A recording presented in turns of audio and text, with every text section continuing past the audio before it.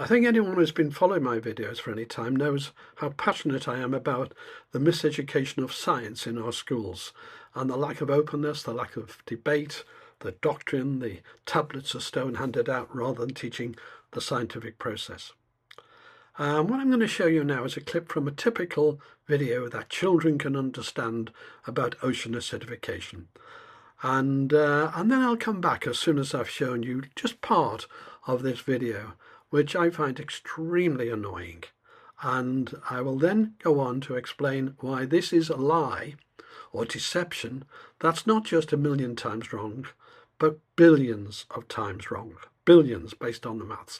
In other words, I've exaggerated the effect of what they're claiming in this by billions of times. Many billions. So here's the clip. Remember those pesky hydrogen ions generated by more CO2? They don't just take away the carbonate ions that these little clams need. They also make the ocean more acidic. It's already become 30% more acidic since we started spewing all this CO2, and it could get much worse. Now, the norm of what you hear is that it's 25% increase in acidity. But this particular scientist I'm going to show you claims it's 30%, but he takes it from a more accurate, if you like, differentiation. They actually go pre-industrial for this, by the way, to get the change. So they actually go into this even before the Industrial Revolution started to try to maximize the effect and exaggerate it. And this is where the 30% comes from. Watch this.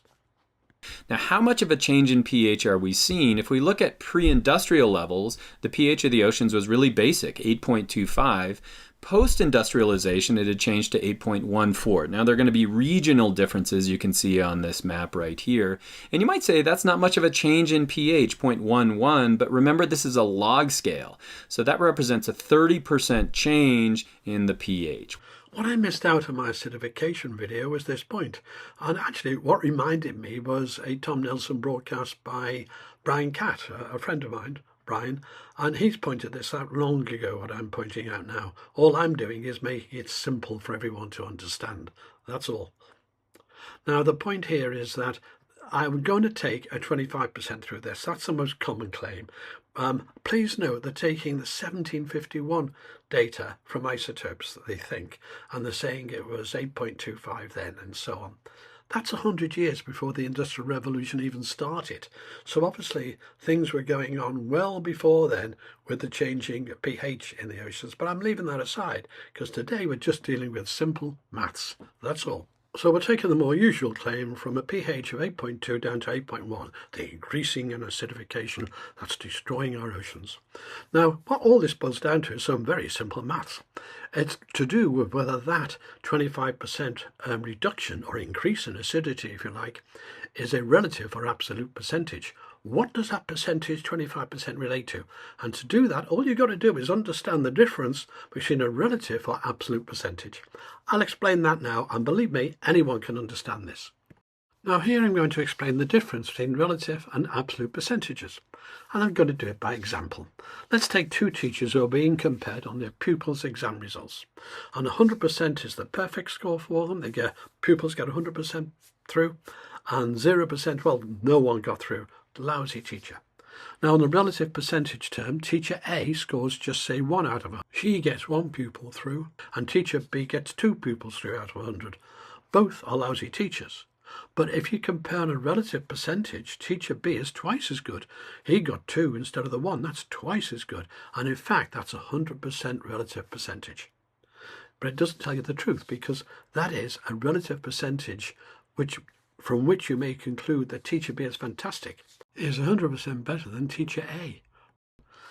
But he still only scored 2 out of the 100. So in absolute percentage terms, he scored just 1% more than the teacher A. In other words, you've got to compare to the entire 100 scale to see the difference. Another example to make it clear. If teacher A scored 50 out of 100, and teacher B scored 51, then by the way, there's just the 1% difference between them. One got 50 and one got 51%. And then teacher B would be just the same amount ahead as before, right? But on a relative percentage scale, it'd just be 2%. He'd be 1 in 50, which is 2% better. So he'd be 2% better on a relative scale, but in absolute scale, he's just 1% better, exactly the same as before. So the relative percentages mean nothing, because it depends what number you start with. You're comparing 50 to 51 in this case, or you're comparing 1 to 2, when you should be comparing the entire scale. How many out of 100 did they get? That's what you should be looking at, and that's the difference between absolute and relative. Let's now apply this to the pH scale. Now, for children and those who don't understand what an exponential is, it's simply how many times you multiply a number by itself. So in this first example here, 5 to the power of 2 means 5 times 5 and equals 25. So the 2 is how many times you multiply that big number by. And the second example, 5 to the power of 3. Well, that's 5 times 5 times 5. Well, 5 times 5 is 25, times 5 is 125. So that's how it works. Now the pH scale is a log base 10, so it's a number 10, and it's 10 to the power of 14. So what is that number? What's that real number? It's enormous. So 10 to the power of 14 is just 10 multiplied by itself 14 times. 10 by 10 by 10 by 10 by 10, 14 times. And that equals 100 trillion. That's right, 100 trillion. So if you're going to see how much movement there is in pH, you've got to compare it to the full scale to get the actual percentage change. That is the full pH scale in normal numbers. And by the way, we don't use those big numbers in science or technology. We use log numbers because 10 to the power 14 is a lot simpler to put down than putting down 100 trillion each time. And any change in pH has to be expressed in by what percentage of that 100 trillion it is. So if it's a trillion, then it'd be 1%, wouldn't it? If we got a trillion units change, it'd be 1 in 100 trillion. That'd be 1%. So 10 to the power of 8.2 on the log scale is approximately 158,489,319. And 10 to the power of 8.1 on the log scale is 125,892,541. Taking away one from the other, you get 32,596,778. Now that 32,596,778 as a percentage of one of them, the 1251, the 8.1 level, is 25.89%, and that's what they tell you. They tell you that amount, that 32,596,778, is a drop in the alkalinity of 25.89%. In fact, they say it's an increase in the acidity of that, of course, when in actual fact it's a slight drop in the alkalinity.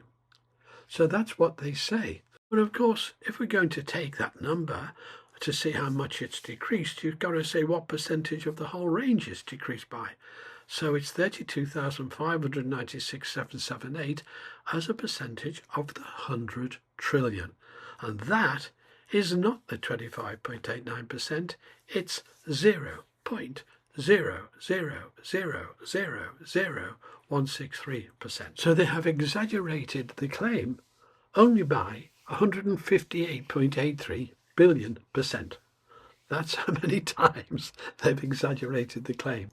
Well, there we are, only 150 odd billion out in the misrepresentation of that percentage, when in actual fact it's less than 1/1,000,000 of 1% change in the ions in the ocean. Really, I don't understand how scientists can get away with it, and they must know what they're doing, surely. In any event, I hope this simple lesson has helped you. And by the way, I have a paper on this. It's here. It's a very simple paper. It just explains what I've explained in this video so far, puts it in black and white, as it were, so you can always cross-reference it or send it to someone to explain. Right, there is one more thing. This difference between relative percentage and absolute percentage is important in other things, such as medicine. So let's take the COVID claims about the efficacy and 98% efficacy, you're 98% less likely to catch this and so on. Well, actually, here's a little bit of information here. Does the progress towards a vaccine that's been announced today mean that we are at the beginning of the end of our troubles? So let me set out our assessment. The Pfizer-BioNTech vaccine has been tested on over 40,000 volunteers and interim results suggest it is proving 90% effective at protecting people against the virus. So there we have a classic example of using relative percentage instead of absolute percentage. It isn't 90%, and they even claim more later. That is relative percentage, right? The absolute percentage based on the 40,000 sample is around about 0.8%, less than 1%. So the virus offered you less than 1% extra protection, not 90. And that is, yet again, another example. So you really have to watch this misinformation that comes on the mainstream media and from governments, because it isn't right. This is not a question of opinion. This is just simple mathematics. Here are the actual figures. Pfizer is 0.86%, not 90%, and Moderna is 1.16%, not what they were claiming, 90%. And this gap underscores the relative percentage can be misleading to the public. And frankly, our politicians don't understand it. We are led by idiots in so many ways. The technical knowledge inside our parliament approaches negative. It's not even zero. They manage things which they don't understand. Yet another claim in climate science is the 97% claim. 97% of scientists think the blinking end of the world is coming on climate, etc. Now, I'll quickly examine that as the last of these examples, but believe me, the example of this misuse of the term percentage is right across politics, right across. So we'll end with this example. 97% of scientists, including, by the way, some who originally disputed the data, have now put that to rest. They've acknowledged the planet is warming and human activity is contributing to it. Some 97% of scientists who have written in peer-reviewed journals say the following: climate change is real. It is significantly caused by human activity. 97% of scientists the world over have said that climate change is urgent and man-made and must be addressed. So this is the survey by Cook in 2013 that caused all this 97%. Now, you'll see here 11,944 papers were looked at. That's the population. You've got to take a percentage of that, not anything else. So you've got to take the absolute percentage. And of course, only 41 actually stated that we caused most warming since 1950. There we are. It's as simple as that. Another lie, another misuse of this technique. Brian is a man who gets his sums right. Brian was the first to point this out to the world. I have just tried to explain it so that everyone can understand it. His Tom Nelson podcast link is given below this video. Thank you for watching.